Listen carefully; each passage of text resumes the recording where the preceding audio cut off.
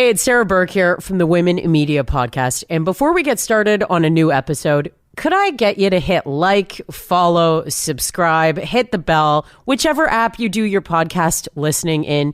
Make sure you're all set up so you know when there's a new episode and you can help spread the word. Oh, and if you're so inclined, could I ask you to leave a review if the app that you're using does that? You're the best. All right, let's get to the show. It's Sarah Burke here, the host of the Women in Media podcast. Today's guest and I, well, we have a few things in common career-wise. We both attended Fanshawe College. We both shared the airwaves at 102.1 The Edge here in Toronto, and we currently share the airwaves at Indie88. And while she may always sound happy and like she has a ton of energy, the truth is she's been through a lot these last few years. Did I make the right decision getting pregnant? I start going down that dark road. And then I'm like, what am I thinking? Like this, we're talking a job versus my baby. Like this is ridiculous. This shouldn't even be a question, you know? But it was almost like my biggest fears had come true. You know, it was like that little like part of me, that little voice that I buried telling me maybe not to grow my family. It was all of a sudden like screaming at me. And I was like, I should have listened to it. But then I'm like, why would I ever, let this dictate what I wanted to do in my personal life? My guest today is Indie88 midday host Melani Mariani. Did I say your name right, by the way? You know what's funny is that I always say Melani Mariani, but in Italian, it's actually Mariani. So you were right. So you're joining me from your bedroom right now. You've been working from home a lot of the last calendar year. And as someone who, loves interacting with callers on your show and, just people in general in the office, has that been an interesting pivot for you to be working from home? Yeah. It doesn't feel like I'm working in radio when I'm working from home.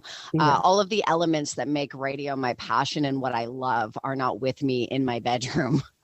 I love interacting, like you said, interacting with callers. I love playing audio. I love hitting buttons. I love listening to music. When I'm at home, I'm stripped of a lot of those things. So, it's been a struggle. Having said that, I am so grateful that I'm able to do it. Because honestly, I don't know what I would do if I wouldn't have been able to work a lot of the time, having, two kids with the schools open and closing. It's been a real blessing for us that I have been able to work from home. I've been super fortunate, but when it comes to what I would prefer, being in studio, 100% yes. I've been thinking about this a lot lately, especially with, at the time of this recording, we've got the Freedom Convoy rolling across, we'll call it Ontario, but really like this is something that the world is viewing. This is being covered in the news everywhere. And I think to myself a lot right now, how would I be dealing with this if I was on air every day? It's been like just tough couple years in general, right? Like no one wants to talk about COVID all day. No one wants to talk about racism all day. There's been terrible things going on in the world, right? So how have you found a way to keep your show not only knowledgeable when there's something that you need to tell the audience, but, really coming from a place where you're feeling the same way, frustrated like everyone else? That's a great question. I really like to dial into the tone of the world.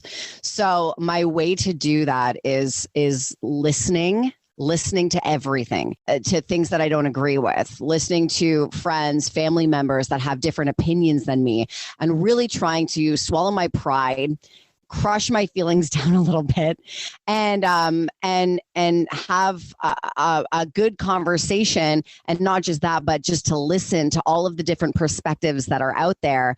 I think that listening is the most important thing that you can do right now when really trying to be empathetic in talking about certain scenarios, especially controversial subjects like what's going on in the world right now. Listening is huge for me. It's something that I like to pride myself on, that I think I do well.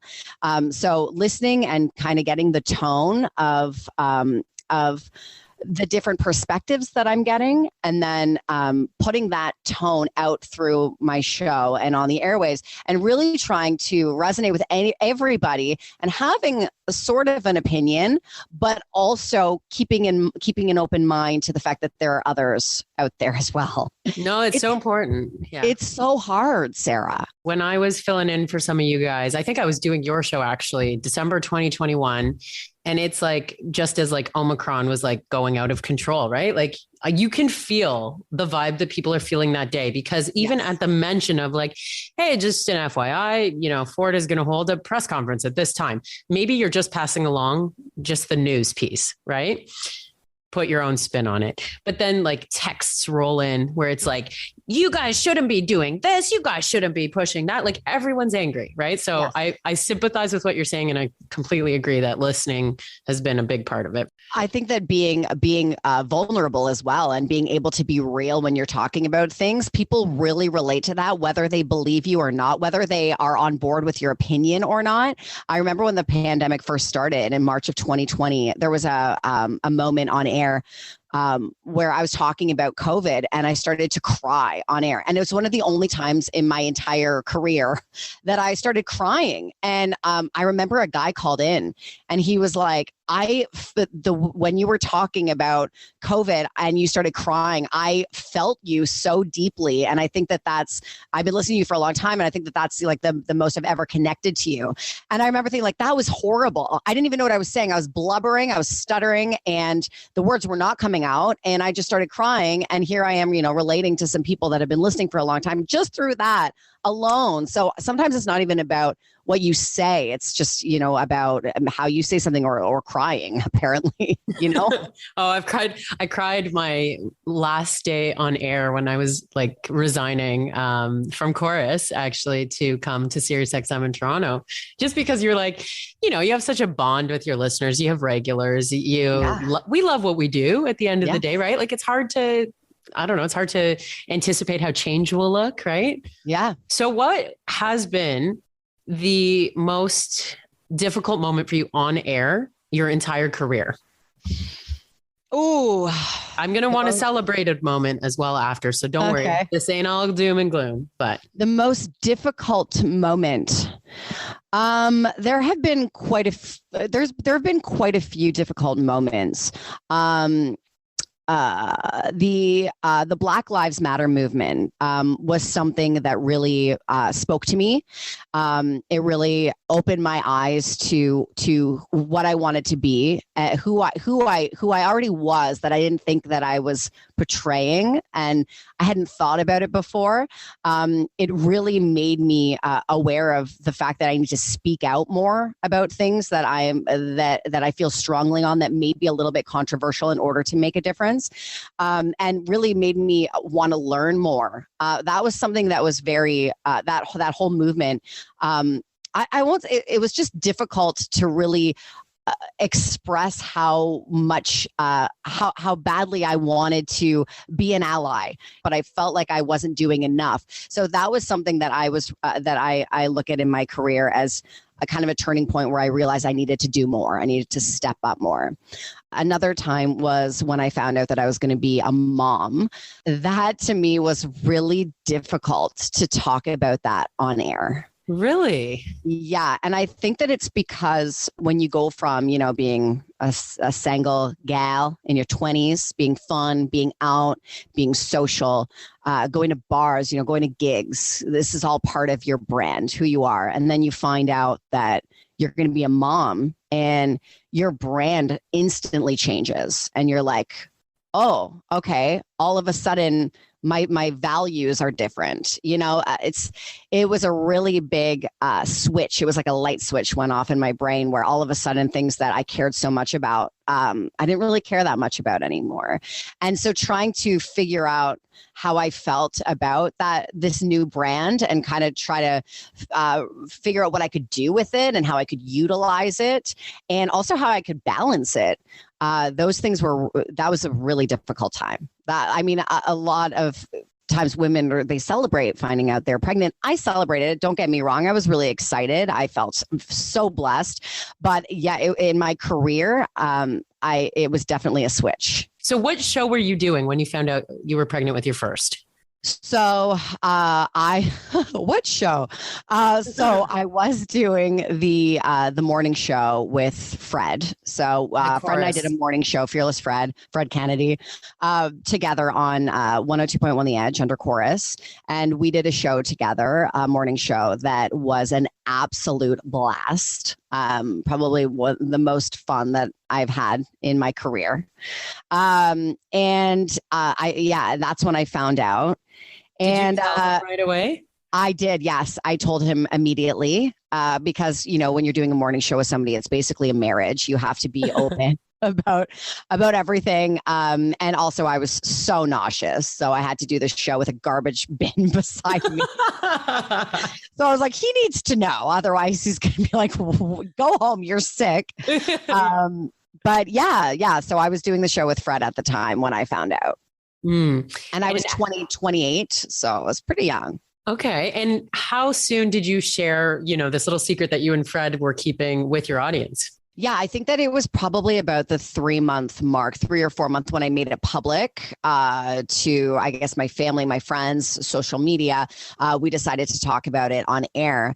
And honestly, I did not feel super confident in talking about it on air because of, what we talked about, that my brand was going to change. And I was really nervous about that because I kind of built this brand around being the young, fun girl that, goes to the concert and has some beers and has a good time and is not really tied down to anything.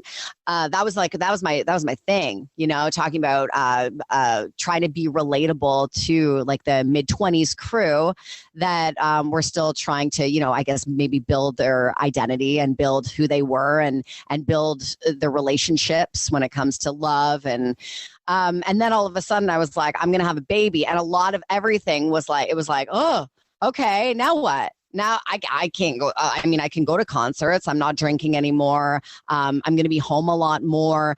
Suddenly I'm going to be talking about, having vomit in my hair from my baby and not myself. So, that's going to be a bit of a change, So yeah, that made it hard for me to talk about it because I didn't feel that confident in it yet. I was terrified, which I'm sure a lot of women are when they find out that they're pregnant. Yeah. So your first is Vera, right? Do I have that right?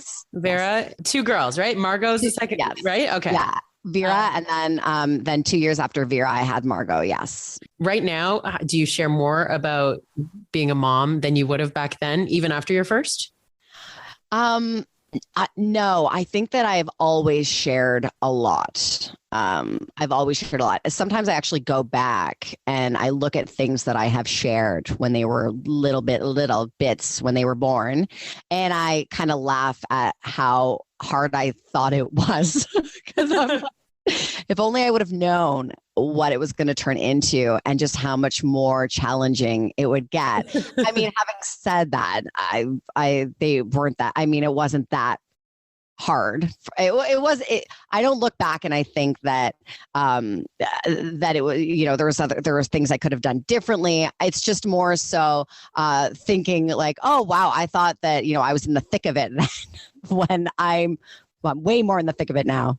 You've had lots of great moments where you sort of figured your personality, your brand out, even if they were difficult moments. If we're talking like a personal victory on air. On a deeper level, I'd say that talking about my mental health on the air was probably one of the most satisfying things that I've done because especially recently, I'm somebody that has mental health problems. I have horrible anxiety. I have suffered from depression in the past. And being honest and talking about those things to my listeners and having them be able to write in and express how much they were able to relate with me and what I've been through. Best. That to me, that has been the most rewarding part of being on air. And I'm lucky enough right now to be working for a company that is so supportive of talking about whatever I want. And they really do like to champion you as an individual and they love you being vulnerable and real. And I have never had that. I've never had that to the extent that I have it now. And being given that outlet to be able to connect to people on such a huge, huge matter, like talking about mental health, that has been the most rewarding part of my career, I think. It's been so great. you're talking about, like, you know, even recently sharing how you just in the last year really started taking fitness seriously. I saw your post the other day. And yeah. how that's become such like an important part of your routine to keep everything good up here. Yes, absolutely. Yes. I suffered some mental health issues when I got let go, when I got fired. When I was pregnant with my second daughter. And then I had some more mental health issues come when the pandemic started in 2020. And then I took up working out. I took it up. I don't know if that's what you say. But yes, and I started. Music has always been very therapeutic for me. It's been a form of therapy, and I put together a playlist that made me feel really good, really, really, really empowered, really sad, really happy, and I just started lifting weights. I started walking. I started using a rower that I purchased for 75% off in my basement. Yes, girl. And yeah, I'm all about those deals.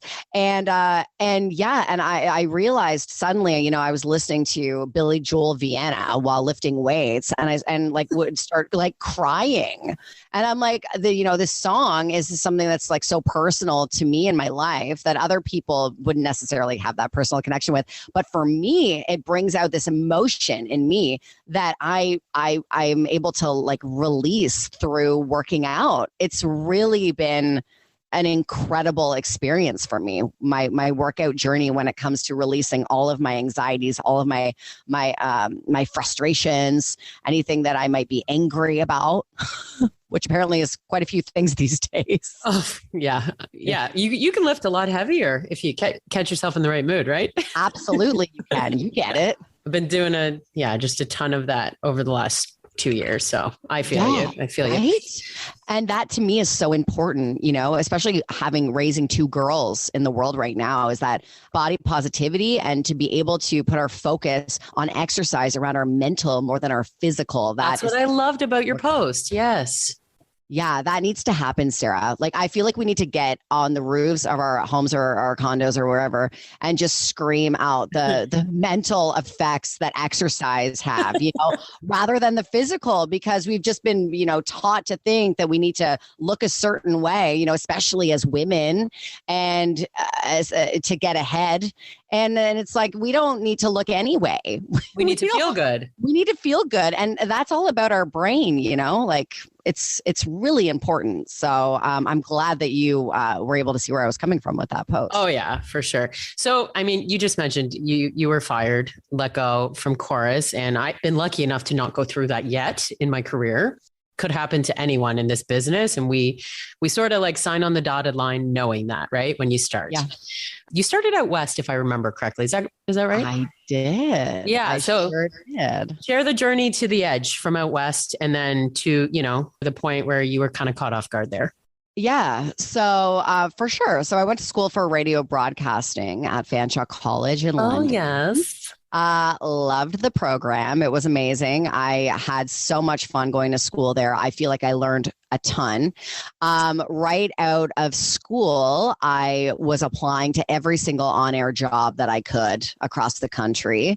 I applied for a full year to every job. I'm not kidding. I went on that site, Milkman Unlimited, every day for a year. And I applied to every radio job that came up that was an on-air gig, everything.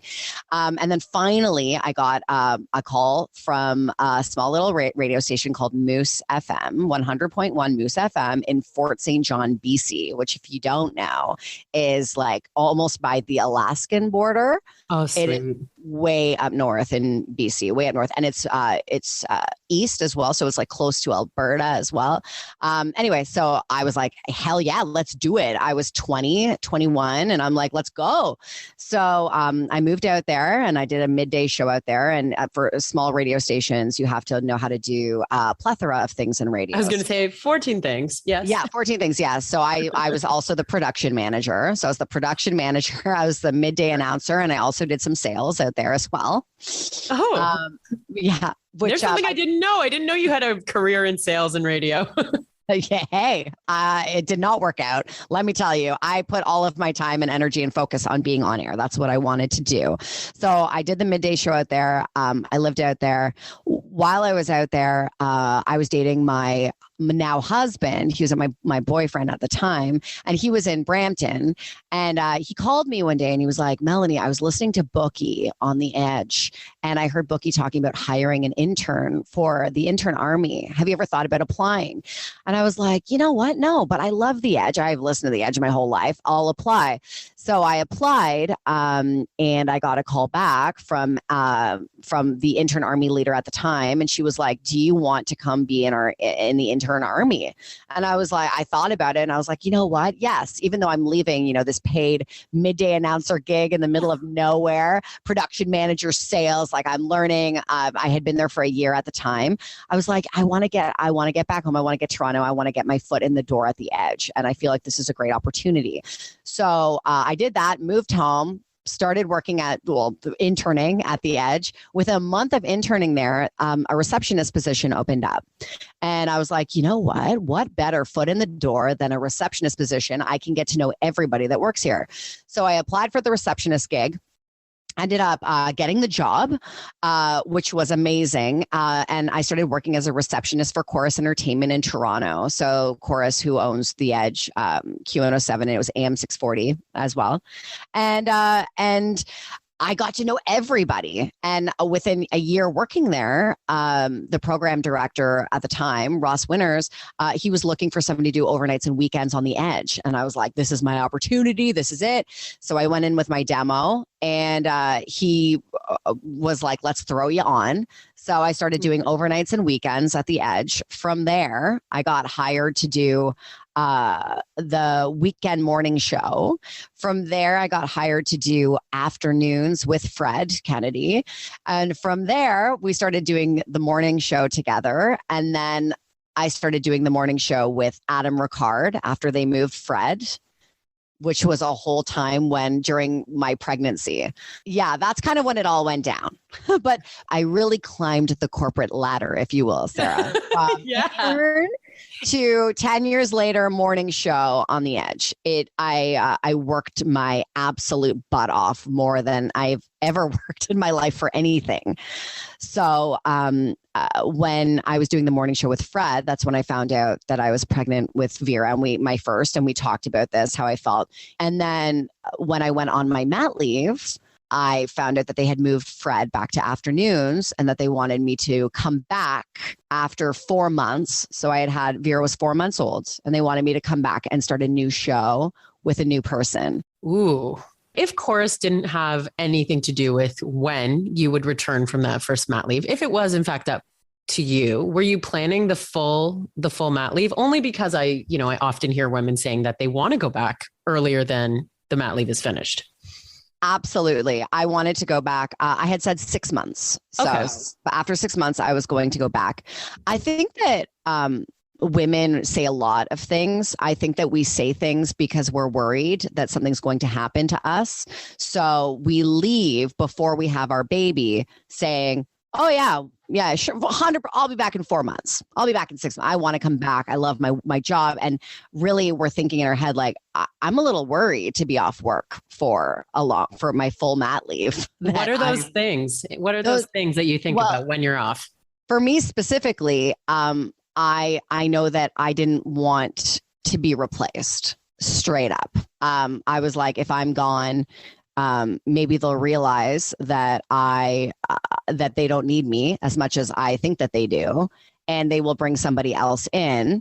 Or maybe they will, because we had talked about how I had felt that my brand was changing, how I had felt vulnerable. Maybe they will replace me with somebody that is young, that can fill that role of that, young girl that's going to concerts, that's, still out there and is not tied down to having a baby. And these are things that, you're thinking because it's all new and you're trying to figure out where you belong, because you're making that massive switch and growth in not only, your career, but your life. Yeah. I also think that women, when we say we're going to go on mat leave, we think that it's going to be like easy to come back, after 4 months or 6 months. And then all of a sudden we're like, oh, wait, this is hard. Like, it's hard to have a baby. And, I want to bond with my baby. All of a sudden I feel this love I've never felt before. I don't want to rush back to work. But, we've made these commitments, and a lot of the time they are to men who will never, ever be able to understand, on the level that we would want them to, what it would be like to give birth and then go back to work. I'm not give birth. I don't want to take anything away from dads, because, a lot of dads, it's hard for them too. Like it's their baby, they're bonding, and then they've got to go back to work. That's a whole other issue. But giving birth out of your body is definitely a different experience, mentally, physically, emotionally, than a man would have, we'll say. We'll keep it at that. Yes. Yeah. So after, them wanting me to come back, Vera would have been 4 months. I just figured out how to breastfeed. I was breastfeeding her. We're talking a morning show, Sarah. So I'm up at 3:30 in the morning, sitting downstairs, pumping out my full breasts with milk for about half an hour, trying to get milk out so that I can leave to go to work, so that, my husband can feed the baby while I'm away. And it was very traumatizing to do that. 4 months was definitely not long enough of a maternity leave. This is all on me, by the way. I said, I would come back. Right. So I had made the commitment. Chorus was amazing. They were like, we'll help you out. We'll even, help with your ride. We'll help with gas payments, because they knew that I was living far. And they were like, we're not going to expect too much of you. You can leave at the end of the show. Like, they were great. So this was on me, but it was very, very difficult. It was hard. Right. Once you return, Yes. How does the conversation go about where your show is going, since Fred is now in afternoons? Yes. So then I started doing the morning show with a friend of mine, Adam Ricard, who had been at The Edge for longer than I had. So he was a legend at The Edge, and I was so pumped to work with him, because he not just a great talent, but a great friend. So him and I started to do the show together in March. And then we did the show together for 2 years, I believe. I think it was about a year later. We'd been doing the show for a year when I found out I was pregnant, or maybe a year and a half. I found out that I was pregnant with my second. And this experience was a lot more exciting for me, because I had already developed my brand as, being the fun mom, the cool mom. That's so lame. I'll never say it again. And I was excited about who I'd become and who I was. I felt more confident. But at the same time, I felt I still had that little bit in me that was like, I don't know if I want to leave the show right now. I don't know if I want to leave. I love my job, but here I want to grow my family, and I want to have another baby. And we were so excited to get pregnant again, and very fortunate to get pregnant again right away. So it was about a month after I had announced my pregnancy, made it public, that I got fired. I got let go. So Adam and I, our show got canceled. And it was a really, really hard time. It was, I said I developed a lot of mental health issues after that. I didn't sleep. I didn't eat a lot. I was pregnant. So I had to go for a lot of stress tests. I had to go to the hospital a lot. It was a really, it was a hard time. It was really a humbling experience, because being, it's crazy, because I felt like I was honestly in a 10-year relationship. Like I had built it, I had grown it. It was all I'd ever known. I spent my, all of my 20s in this relationship. And then just like that, it was like cut, like, see ya, like nothing, no packing up your stuff after 10 years, no saying goodbye to any of the people that had been in your life every day for the past 10 years. It was just like, it was cutthroat. And that's the industry, right? That's what can happen at any time. Sign up for when you start working in media. But it was especially difficult for me because I was pregnant at the time. And because I felt so hormonal and emotional. And I had already had that worry in my head that I wasn't sure if I should have another baby. And then I was like, did I make the wrong decision? And then I'm like, what am I thinking? What am I talking about? So it was it was a really, really hard time after that. Yeah. If for anyone who's been in like therapy before, right? Like there's like a lot of bad self-talk that happens. You have to talk yourself out of what you're saying about yourself internally. Yes. Like, I'm like, did I make the right decision getting pregnant? And then I start going down that dark road. And then I'm like, what am I thinking? Like this, we're talking a job versus my baby. Like, this is ridiculous. This shouldn't even be a question, but it was almost like my biggest fears had come true. It was like that little, like part of me that little voice that I buried telling me maybe not to grow my family. It was all of a sudden like screaming at me. And I was like, I should have listened to it. But then I'm like, why would I ever, let this dictate what I wanted to do in my personal life that I was so passionate about?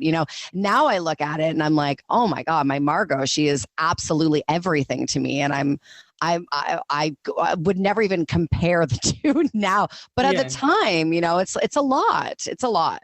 Yeah. So what about like female to female here? Because, one of my early episodes was with our colleague, Josie. For anyone who doesn't know, I used to work at The Edge as well, like as a part-timer. And it's so funny hearing like all the reservations that you had about going on mat leave, because at that time, just knowing you as someone who did have a full-time job at The Edge when I was like a part-timer, I thought you had the world. I always looked up to what you were doing. I also have to say, you were always so welcoming. As someone who was like not always around, you always made me feel so welcome. So thank you for that. Oh, Sarah. Well, you made it easy, let me tell you. But there was a time where Josie mentioned on an earlier episode that she did feel like the environment there was not the best woman to woman. Mm-hmm. How do you feel about that? Yeah, I 100% agree with her. I worked with Josie for 8 years, and her and I were never close. Her and I never, ever bonded. We never had a relationship. I was doing the morning show and she was doing middays. I was doing weekends, and, we were close. We should have been close technically because we were working in the same environment, in the same studio. We saw each other every single day. And we didn't have a good relationship. We didn't have a friendship. It's really weird to even think about now. But yeah, I think that Josie and I were made to look at each other like we were each other's competition, which is bizarre because I never felt that way about her. She never felt that way about me. We've learned since then.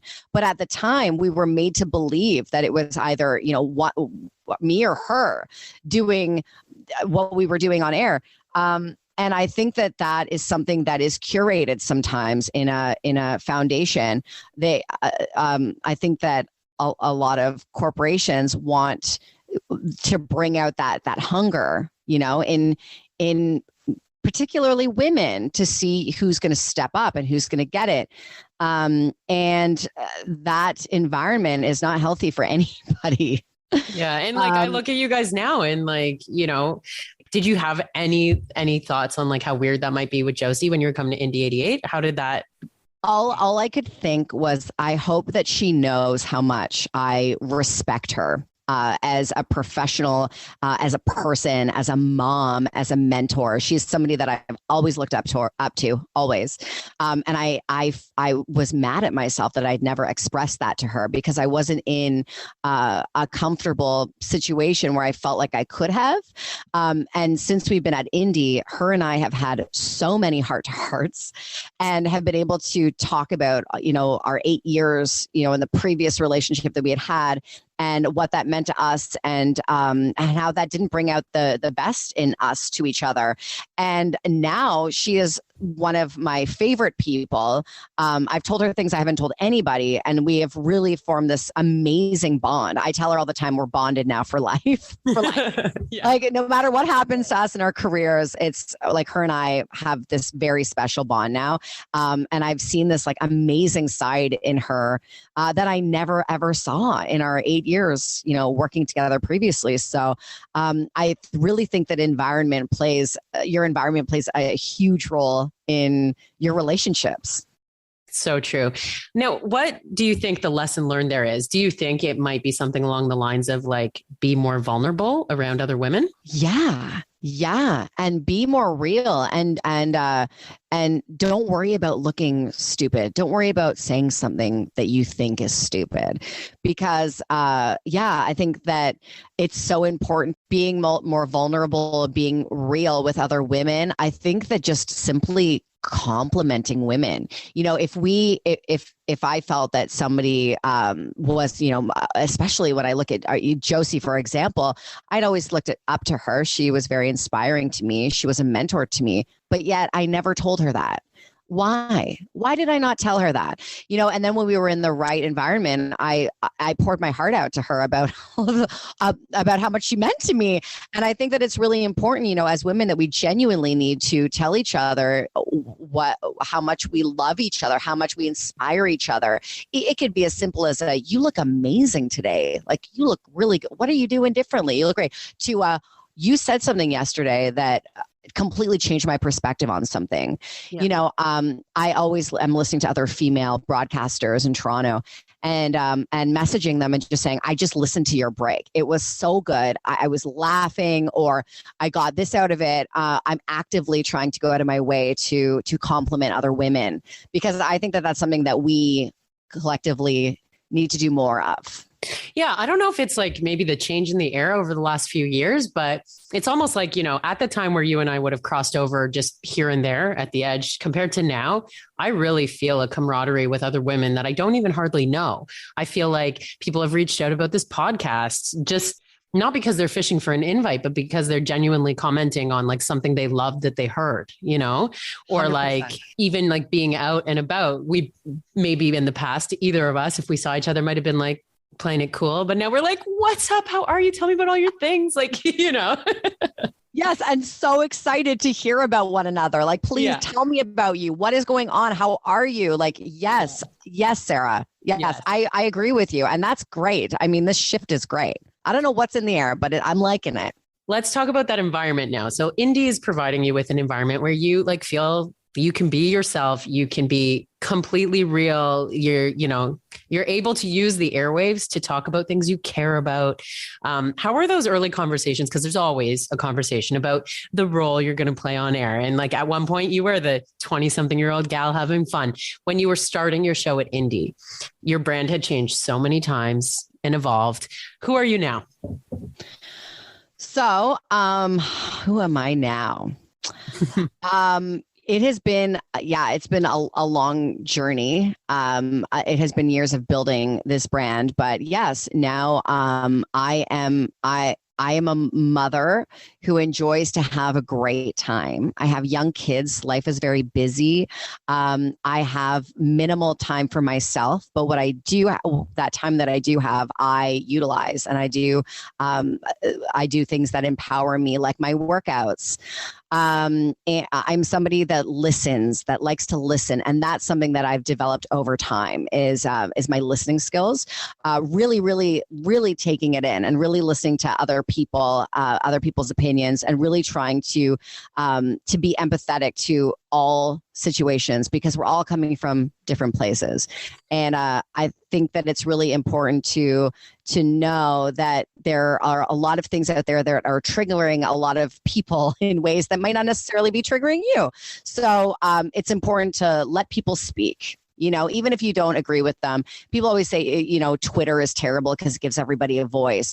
I love it because I love hearing different people's perspectives on things. I think that it really balances me as a human and is able for me to really, back to the tone, feel the tone of the world, and to try to mirror that tone and give a show that would be relatable to more people, you know?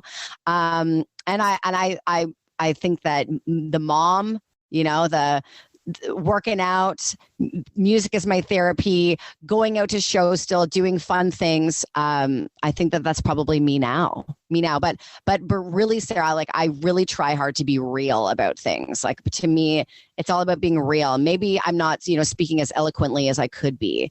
You know, maybe I'm not going to be the smartest. Maybe I'm not going to be the prettiest. But I'm okay with that now. You know, Yeah. I think that we're all like, we're all onions. We're all onions. And we're just peeling back those layers, and inside is who we are. And I think if we need to peel them back faster and faster. And I think that if I could tell myself, you know, at 19, 20 to peel back some layers quicker, I would have. There's your life cliche. advice. Okay, so part of this is about celebrating women and letting other women know that we love them, we respect them, we admire them.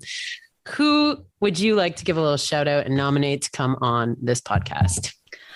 Oh, I would nominate my somebody that I really look up to in the media industry. She's been in it for a long time. Her name's Ajwa Nisia Boy. She worked with me at Chorus Entertainment for a number of years. She is an absolute powerhouse of a woman. You would see her on television right now on CP24. She is one of the hardest working people that I know. She has done so many jobs throughout her career in media, from radio to television. She's bounced back and forth, but she is so loyal and she's so knowledgeable. She is hilarious, super smart, so witty. I cannot say enough amazing things about her. I really, truly think that she would have an amazing story to tell from what she has been through throughout her career. You know, she went from one of the biggest morning shows in Toronto to being on the biggest news station on television, and somebody that I just look up to so much in the industry. And also Maureen Holloway. I absolutely love Mo. I worked with her at Chorus. She was doing the Derringer in the Morning show. She did that for a long time. I listened to her before I was even working for Chorus. So she's just somebody to me that I have always looked up to. Somebody that a woman on radio in a world of men on radio that stood out to me, that I was like, I want to be like Mo. I've always wanted to be like her. So she would be my other nomination. Well, I have certainly been able to see, you know, the evolution of Mel over the years. And I think you're in a beautiful place right now. You're so like comfortable in your own skin and talking about things that matter to you. So congrats on everything. And thank you so much for coming on. Thank you, Sarah. And congratulations to you. And thank you for this podcast and giving us women voices in media, because it's very important. So thank you too. Mel truly is one of the nicest people I've met in the radio biz, and it's always a pleasure to hear her voice on or off the air. You can hear her doing the Midday Show on Indie88, where she shares a ton of laughs as well as the real stuff. If you check out the episode notes, you'll find a link to where you can listen to her show as well as some of her social media links. Find out more at womeninmedia.ca, follow along on social media at Women in Media Pod, and subscribe on your favorite podcast service if you haven't already, so you'll know when the next episode is up. Thanks so much for listening. A woman of ill repute is a person who's found success in non-traditional ways, often risking the disapproval of society. They're usually fearless, and more often than not, they're quite funny. They're certainly interesting, and sometimes inspirational. I'm Maureen Holloway, and along with my friend, noted broadcaster Wendy Besley, we talk to these women on our podcast, and we call it Women of Ill Repute. You might like it. Lots of people do. And all you have to do is listen on Apple Podcasts, Google Podcasts, Spotify, or you could go to our website at womenofillrepute.com. That's kind of our online home. And while you're there, it wouldn't hurt you to sign up for our newsletter. I'm just saying. Another Sound Off Media Company podcast.